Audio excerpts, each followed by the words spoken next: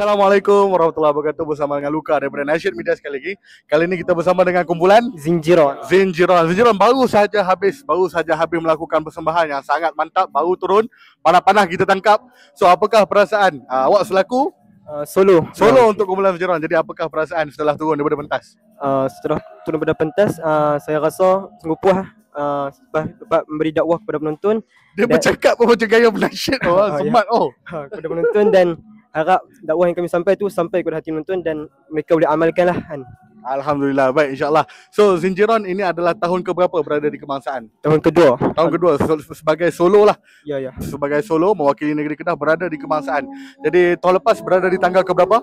Tahun lepas kami berada di tanggal keempat. Jadi tahun ni ada harapan untuk naik ke podium? InsyaAllah, doakan InsyaAllah. Okay, kita doakan Zinjiron moga dapat menaikkan diri mereka ke atas podium top 3. Okay, jangan lupa dengarkan Zinjiron.